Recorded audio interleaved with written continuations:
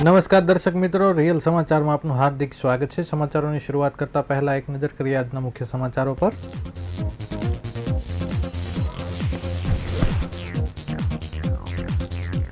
₹870 કરોડના વધારા સાથેનું સુરતનું અંદાજિત 8,718 કરોડનું બજેટ રજૂ।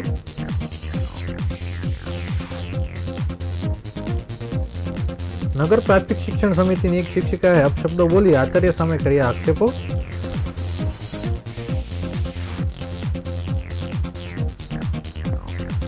સુરતના સચિનમાં 28 વર્ષીય મહિલાનું બેભાન થયા બાદ મોત, હાર્ટ એટેકથી મોતની આશંકા। સિટી બસ ચાલકોની બેદરકારી આવી સામે, બપોરના સમયે બસમાં ચાલકો બસ ચાલુ રાખી આરામ ફરમાતા દેખાયા।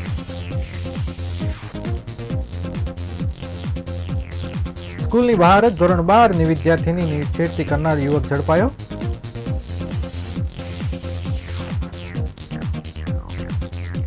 સિવિલ હોસ્પિટલમાં થયેલા ડોક્ટરના મોતને લઈ તપાસ કમિટીએ રિપોર્ટ સોંપ્યો।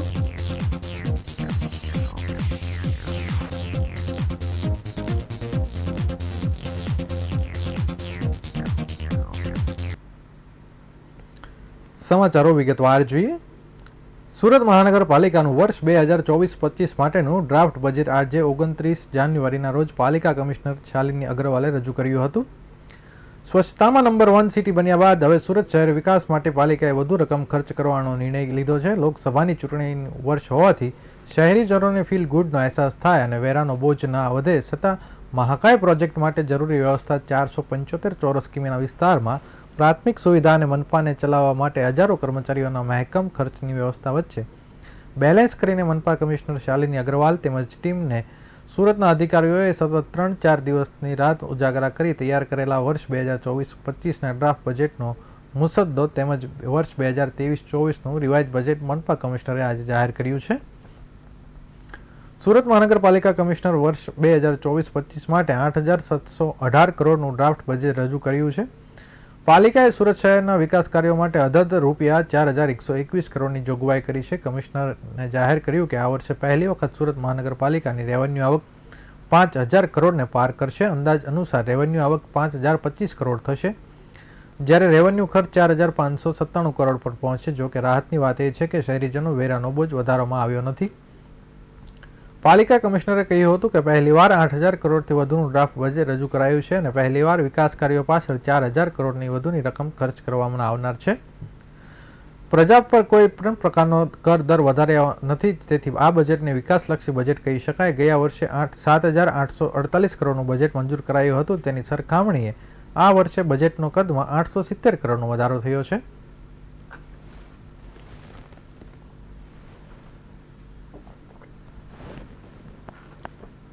આજે સુરત મહાનગરપાલિકાનું વર્ષ 2023-24નું રિવાઇઝ્ડ બજેટ અને વર્ષ 24-25નું ડ્રાફ્ટ બજેટ રજૂ કરવામાં આવ્યું છે। અમૃતકાલનું આ બજેટ રજૂ કરવામાં આવ્યું છે અને માનનીય વડાપ્રધાનશ્રીના વિકસિત ભારત 2047 ને ધ્યાને રાખીને સપ્તઋષિને આવરી લેવાતું આ બજેટ રજૂ કરવામાં આવ્યું છે। ઇન્ડિયન ઇકોનોમી જ્યારે $30 ટ્રિલિયન ઇકોનોમી ઉપર પહોંચવાનું લક્ષ્યાંક છે અને આમાં ગુજરાતનું લક્ષ્યાંક છે $500 બિલિયન અને સુરત શહેર ગુજરાતમાં 30% જેટલું જીડીપી કોન્ટ્રીબ્યુટ કરે છે।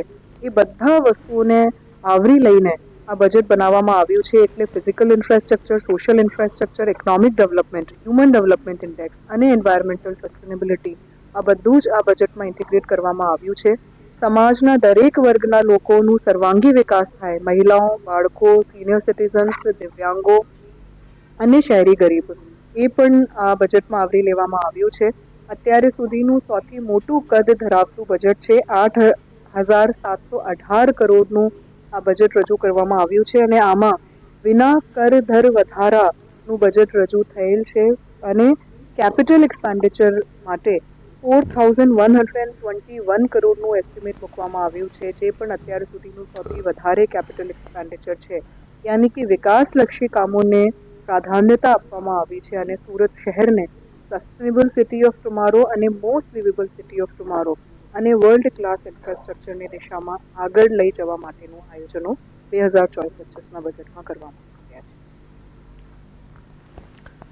સુરત મહાનગરપાલિકા સંચાલિત નગર શિક્ષણ પ્રાથમિક સમિતિની એક સ્કૂલમાં થોડા દિવસ પહેલા જ એક શિક્ષિકાએ આચાર્ય દ્વારા મારી ખોટી ફરિયાદ કરવામાં આવે છે અને મારી પાસે વધુ કામ કરાવડાવે છે તેવું કહીને સ્કૂલમાંથી લીધી હતી. સ્કૂલમાં પોલીસ બોલાવવા સાથે ઉગ્ર બોલાચાલી કરીને સ્કૂલ અને આચાર્યની ઓફિસમાં જ ગાળો આપી હતી. આ ઉપરાંત પોલીસે આ બંનેને હાલ ઉચકો અને પોલીસ સ્ટેશન લઈ જાઓ કહું કહી હોબાળો મચાવવામાં આવ્યો હતો. જોકે આ પહેલા પણ આ શિક્ષિકા દ્વારા આવું ઉગ્ર વર્તન કરાયું હોવાની અનેક ફરિયાદ થઈ હતી. આ વિડીયો સાથે પણ ફરિયાદ થતાં શિક્ષણ સમિતિ દ્વારા સમગ્ર કિસ્સામાં તપાસ કરવા સાથે આવા વર્તન સામે પગલાં ભરવા માટે પણ કવાયત હાથ ધરી છે.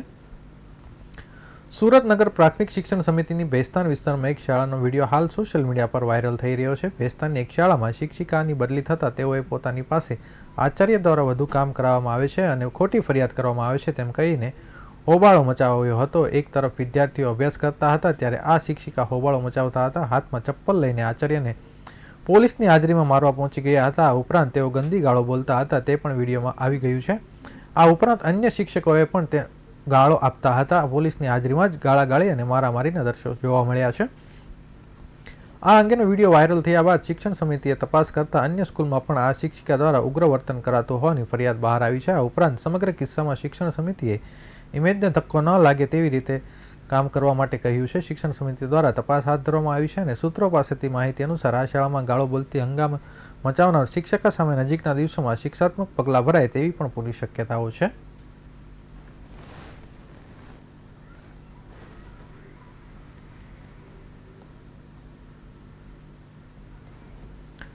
સુરત સહિત રાજ્યમાં હાર્ટ એટેક મોતની આશંકા સાથે મોતના કિસ્સાઓ રોજ સામે આવી રહ્યા છે. ત્યારે સુરતના સચિન જીઆઈડીસી વિસ્તારમાં 28 વર્ષીય મહિલાનું બેભાન થયા બાદ મોત નીપજ્યું હતું. પત્નીની મોતને પગલે પતિ આઘાતમાં સરી પડ્યો હતો. મહિલાનું મોત હાર્ટ એટેકને કારણે થયું હોવાની આશંકા વ્યક્ત કરવામાં આવી રહી છે.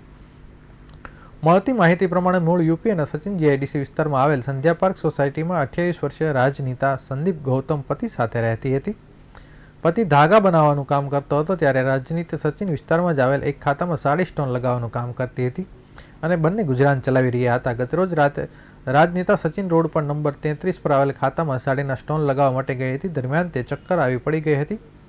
તેથી તેના પતિને જાણ કરાતા તેની સાથે ઘરે જતી હતી. ત્યારબાદ સાંજના સમયે રાજનીતા અચાનક ઘરમાં બેભાન થઈ ઢળી પડી હતી. બેભાન થઈ ગયેલી પત્ની લઈને પતિ ખાનગી હોસ્પિટલમાં પહોંચ્યો હતો, જ્યાં રાજનીતાને તેના તબીબ તપાસીને મૃત જાહેર કરી હતી. પતિના અચાનક મોતને પગલે પતિ આઘાતમાં સરી પડ્યો હતો.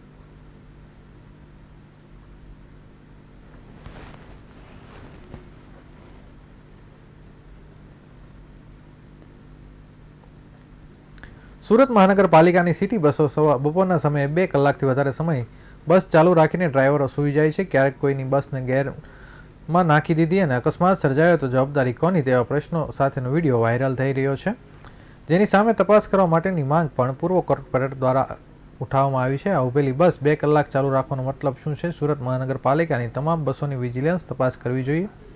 બસની હાલત શું છે? કન્ડિશન મુજબ બસો ચાલે છે કે નહીં? બસની હાલત ભંગાર જેવી થઈ ગઈ છે કે કોન્ટ્રાક્ટરો બરાબર ધ્યાન નથી આપતા?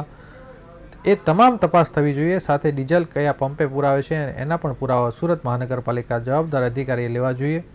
કારણ કે સાંજ સુધીમાં 10 થી 15 બસો રોડ ઉપર બંધ હાલતમાં જોવા મળે છે. ત્યારે કોઈક વાર એવું લાગે છે કે આ બસને ડીઝલ પુરાવતા ક્યાંક કોઈ જોઈ નથી તો એની અંદર ડીઝલ નાખે કે બાયોડીઝલ નાખે છે કે અન્ય અંકલેશ્વરથી કેમિકલ લાવીને નાખવામાં આવે છે. ક્યારેક એવું લાગે કે તક્ષશિલા ઘટના કરતાં પણ મોટી ઘટના બીઆરટીએસ બસમાં બનશે. આખી બસ ભરતું થઈ જશે. ક્યારેક બની શકે કે તેની અંદર 40 થી 50 મુસાફરો હોઈ શકે છે. અને એકવાર મારા દ્વારા રજૂઆત કરવામાં આવી છે, પરંતુ આવી તપાસ કરવાનો કોઈ અધિકારી પાસે ટાઈમ નથી. તમામ બસ સંચાલકો ગુંડાગીરી પર ઉતરી આવે છે. જ્યારે તપાસની વાત કરીએ છીએ ત્યારે આનું કારણ શું? હાલ જવાબદારી નવા અધિકારીઓને મળી છે. હું આપને જણાવવા માંગુ છું કે આ તપાસ કરવામાં આવે તેવું દિનેશભાઈ કાછડિયા પૂર્વ કોર્પોરેટર દ્વારા જાહેર કરાયું છે.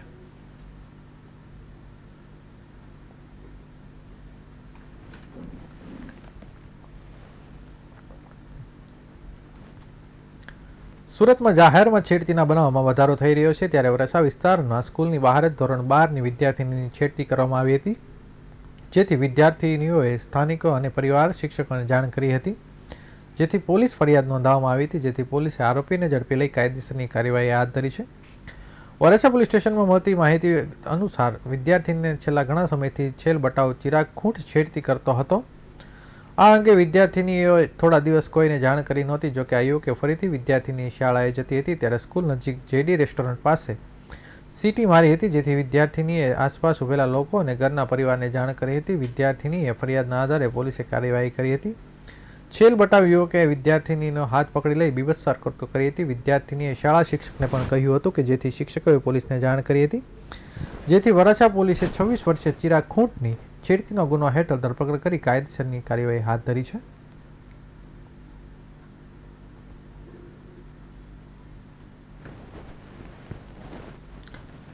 સુરત સિવિલ હોસ્પિટલમાં થોડા સમય અગાઉ જ ડોક્ટર રાજેન્દ્ર રામાણીના અવસાનને લઈ ભારે આક્ષેપો થયા હતા. ડોક્ટર રામાણીના પરિવારજનોએ કામ ભારણથી લઈ બીમાર હોવા છતાં કામનું કરાવતું હોવાનું આક્ષેપ કર્યા હતા, જેને લઈને એક તપાસ કમિટી નિમવામાં આવી હતી. આ કમિટી દ્વારા રિપોર્ટ સોંપવામાં આવ્યો છે કે જેમાં રેગિંગ સહિતના તમામ આક્ષેપો ફગાવવામાં આવ્યા છે. બીમાર પડ્યા અને મોત ડેન્ગ્યુના અને ન્યુમોનિયાથી થયું હોવાનું સામે આવ્યું છે. ડોક્ટર રાજેન્દ્ર રેગિંગની કોઈ જ ફરિયાદ કરવામાં આવી નહોતી. રાજેન્દ્ર તેના સિનિયર સાથે પણ સાલ સલતાથી રહેતા હોવાનું પણ હોસ્પિટલ ખુશ હોવાનું સામે આવ્યું છે. ડોક્ટર રાજેન્દ્ર દ્વારા અગાઉ પણ કોઈ ફરિયાદ ન કરવામાં આવી હોવાનું રિપોર્ટમાં સામે આવ્યું છે. રિપોર્ટની કોપી ડીન દ્વારા ખટોદરા પોલીસ અને ગાંધીનગર મોકલી દેવામાં આવી છે, જેમાં કોઈ આક્ષેપોને સમર્થન અપાયું નથી. ત્યારે આ રિપોર્ટના આધારે હવે પગલાં લેવા કે કેમ તેના પર સૌની નજર છે. જો કે ડોક્ટર રાજેન્દ્ર પરિવાર દ્વારા હોસ્પિટલમાં સિનિયર સ્ટાફ સહિત પર કામના ભારણ સહિતના આક્ષેપો લગાવવામાં આવ્યા હતા.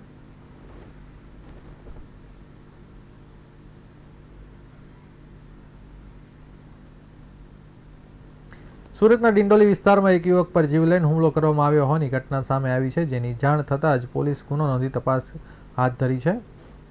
ડિંડોલી વિસ્તારમાં રહેતા કિશન નામના એક યુવક પર ચપ્પુ વડે જીવલેણ હુમલો કરવામાં આવ્યો છે. આ યુવક પર ગળાના ભાગે ચપ્પુ વડે હુમલો કરવામાં આવ્યો હતો. ડિંડોલી વિસ્તારમાં ફુડલનગર નામે નાસ્તાથી લારી ચલાવતો કિશન વહેલી સવારના રોજ બેભાન અવસ્થામાં મળી આવ્યો હતો. તેને તાત્કાલિક રાહદારીઓ દ્વારા નજીકની હોસ્પિટલમાં સારવાર માટે ખસેડવામાં આવ્યો હતો, જ્યાં પોલીસે જાણ થતાં પોલીસે ગુનો નોંધી તપાસ વધુ હાથ ધરી છે.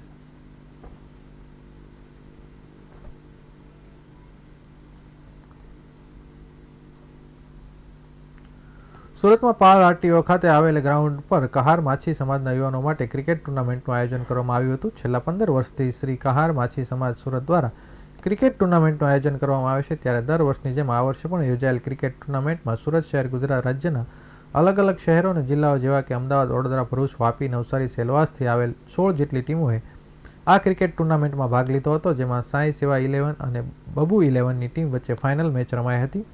તો ફાઇનલમાં પહોંચનાર બંને ટીમમાંથી જે ટીમ વિજેતા બનશે તેઓને રોકડ ઇનામ સહિતની ટ્રોફી એનાયત કરવામાં આવશે.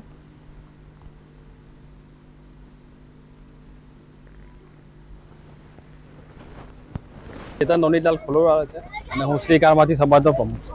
આજે પાલા આરટીઓ પાછળ જે ગ્રાઉન્ડ છે તેની પાછળ શ્રી કારમાથી સમાજ સુરતના જ્ઞાતિજનો અને શ્રી સાંઈ સેવા મંડળ તરફથી ક્રિકેટનું આયોજન કરવામાં આવ્યું છે. અને તેમાં દક્ષિણ ગુજરાતના જેટલા પણ અમારા જ્ઞાતિ મંડળો છે અલગ અલગ શહેરમાંથી, એ દરેક શહેરમાંથી ટીમ આવે છે અને દર વર્ષમાં 1 કે 2 વખત અમે લોકો આ પ્રકારનું આયોજન કરીએ છીએ. કાર્યક્રમ પાછળનો આશય દરેક જ્ઞાતિજનો અલગ અલગ સિટીમાં રહે છે, એ દરેક જ્ઞાતિજનો ભેગા થાય, સંગઠનની ભાવના થાય અને એકબીજા સાથે આત્મીયતા જળવાઈ રહે અને મેળ હતું સંગઠનનો ભાવના. સમાચારો પૂર્ણ કરતા પહેલા ફરી એક નજર કરીએ મુખ્ય સમાચારો પર.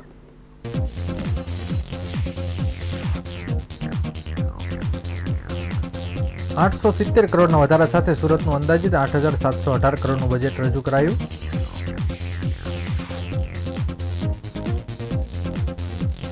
નગર પ્રાથમિક શિક્ષણ સમિતિની એક શિક્ષિકાએ અપશબ્દો બોલી આચાર્ય સામે કર્યા આક્ષેપો. સુરતના સચિનમાં 28 વર્ષીય મહિલાનું બેભાન થયા બાદ મોત, હાર્ટ એટેકથી મોતની આશંકા.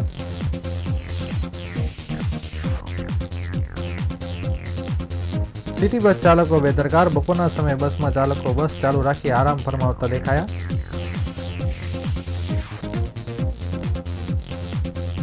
સ્કૂલની બહાર જ ધોરણ 12ની વિદ્યાર્થીનીની છેડતી કરનાર યુવક ઝડપાયો.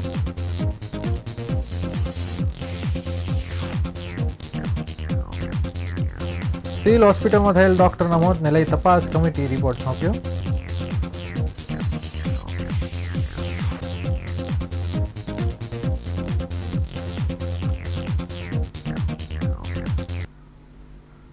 આ હતા અત્યાર સુધીના રિયલ સમાચાર. નવા સમાચારો સાથે ફરીથી મળીશું. ત્યાં સુધી રજા આપશો. નમસ્કાર.